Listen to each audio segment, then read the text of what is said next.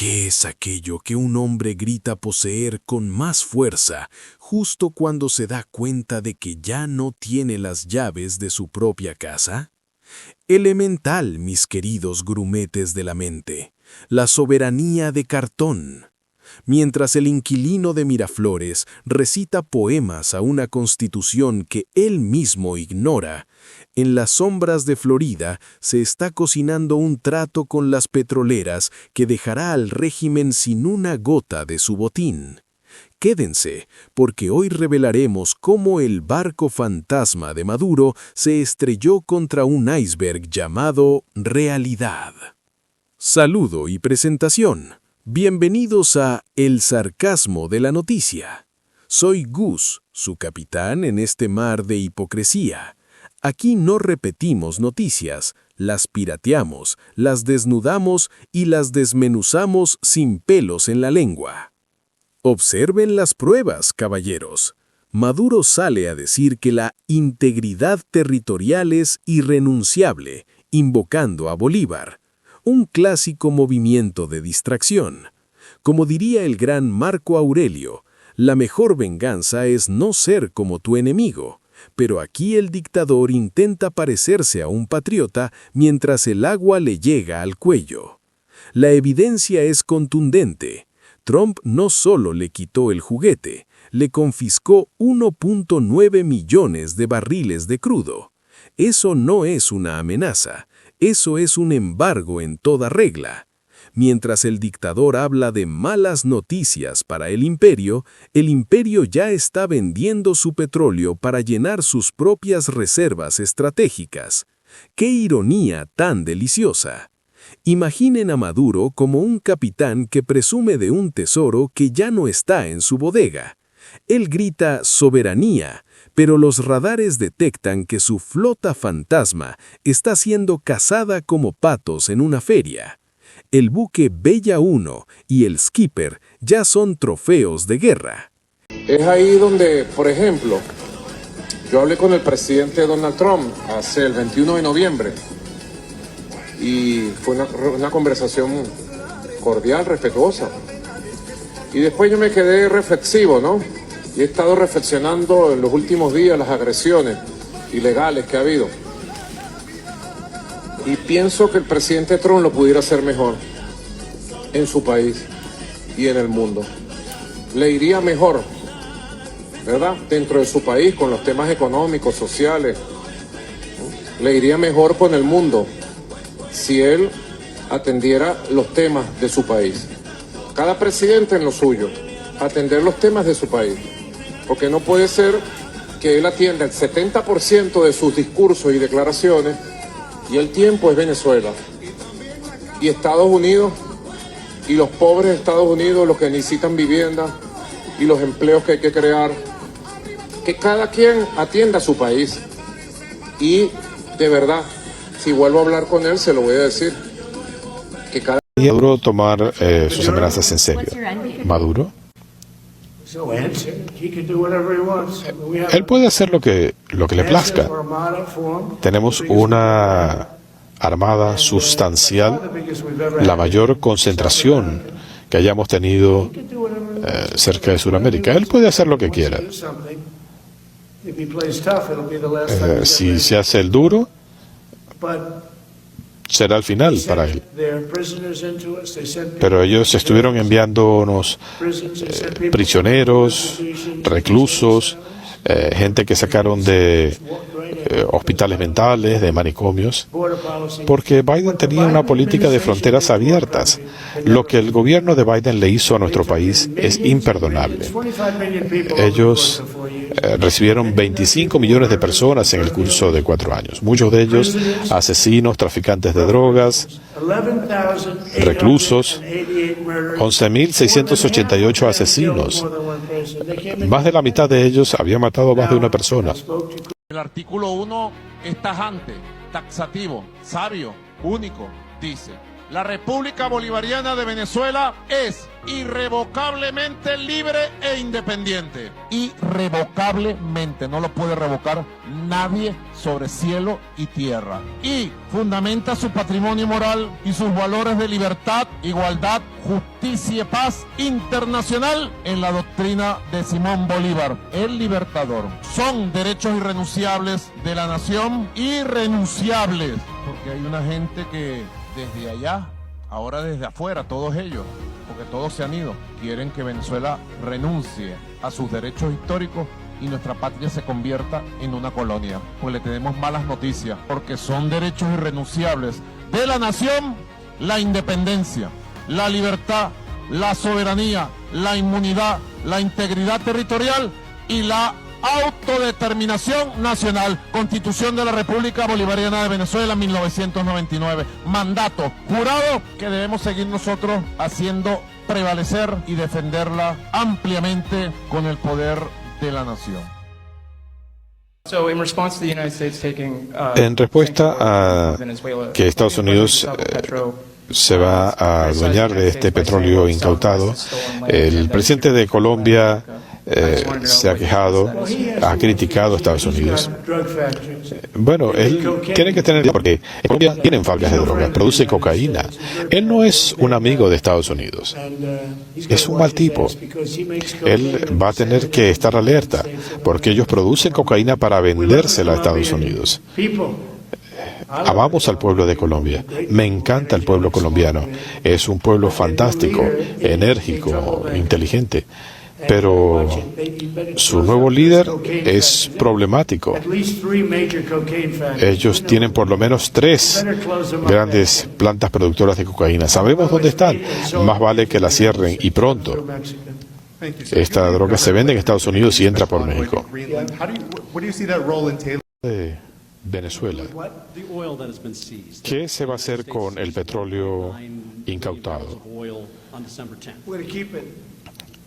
¿Nos vamos a quedar con él? ¿Se venderá?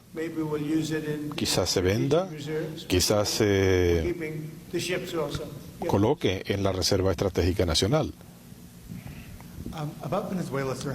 En cuanto a Venezuela, ¿ha hablado usted con las petroleras de Estados Unidos a las que les incautaron activos?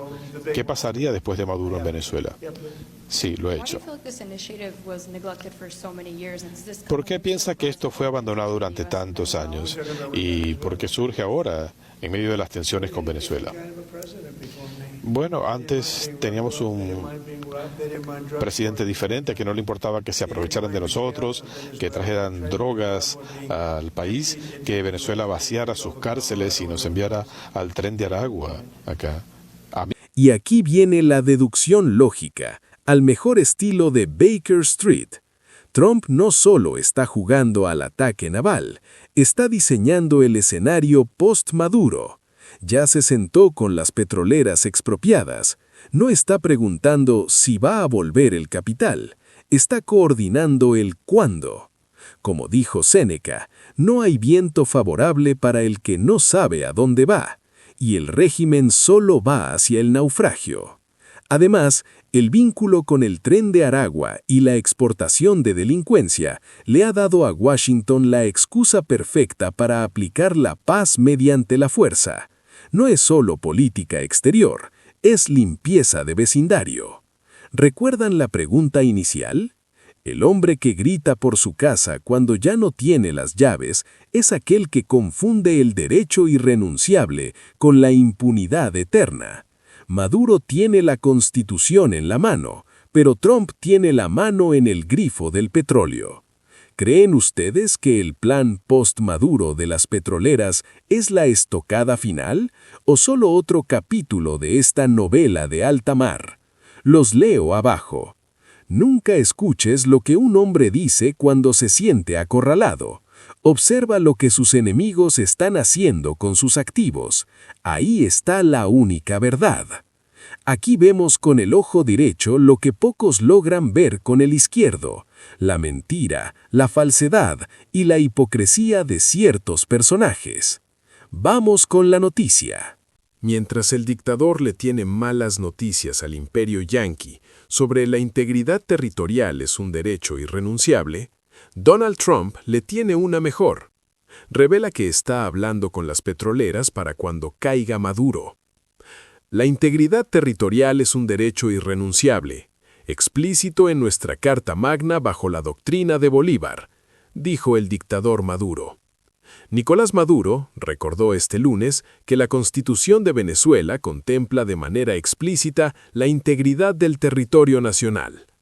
La integridad territorial es un derecho irrenunciable, explícito en nuestra Carta Magna bajo la doctrina de Bolívar, refirió el líder latinoamericano en un video publicado en su canal de Telegram, luego que el presidente de Estados Unidos, Donald Trump, amenazara con tomar recursos naturales y territorio venezolano.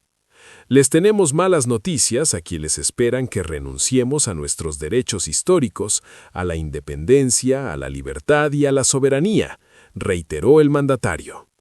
Hace 3 meses inició la escalada violenta de la administración Trump contra la nación bolivariana bajo el argumento del supuesto combate a los grupos de narcotráfico en América Latina. Sin embargo, hace pocos días liberó al expresidente hondureño Juan Orlando Hernández, condenado en Estados Unidos a 45 años de cárcel por su vinculación con el narcotráfico. Lo que Maduro no esperaba era una noticia peor para él, con el anuncio de Donald Trump de que se queda con el crudo venezolano incautado en las recientes operaciones marítimas. Donald Trump detalló que ya se habían confiscado 1,9 millones de barriles y que ese petróleo no sería devuelto.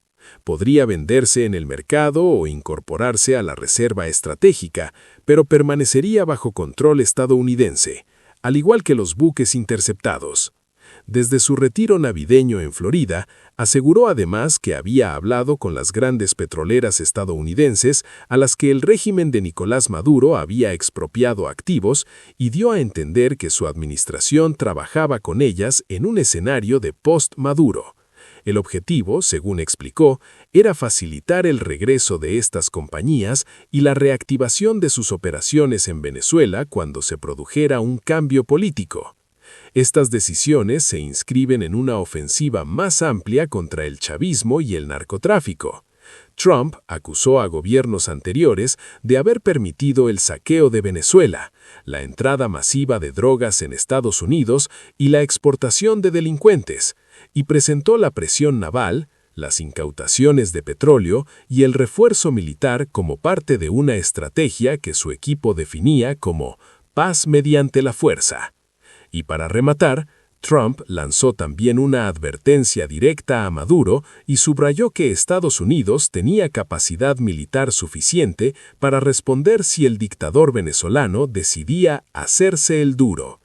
Evitó concretar un desenlace o un objetivo preciso, pero dejó claro que en su planteamiento cualquier desafío tendría consecuencias inmediatas y definitivas. Insistió en que la presencia militar estadounidense en Sudamérica era la mayor hasta ese momento y que eso debía bastar como elemento disuasorio. Venezuela y la inseguridad en Estados Unidos. En paralelo, volvió a vincular a Venezuela con la inseguridad interna en Estados Unidos y cargó contra la política migratoria de Joe Biden. Acusó al chavismo de haber aprovechado las fronteras abiertas para enviar a Estados Unidos presos, delincuentes violentos y personas procedentes de cárceles y centros psiquiátricos. Aseguró que durante la administración Biden habían entrado millones de personas, entre ellas miles de asesinos y narcotraficantes, y presentó ese episodio como un daño irreparable que su gobierno trataba de revertir. Trump puso como ejemplo el caso de la banda Tren de Aragua y su expansión en lugares como Colorado, donde, según su relato, llegaron a ocupar edificios enteros ante la pasividad de las autoridades locales. Afirmó que su equipo de seguridad y control migratorio estaba actuando con rapidez para expulsar a estos grupos y sostuvo que Venezuela había sido uno de los países que más se había beneficiado del descontrol fronterizo.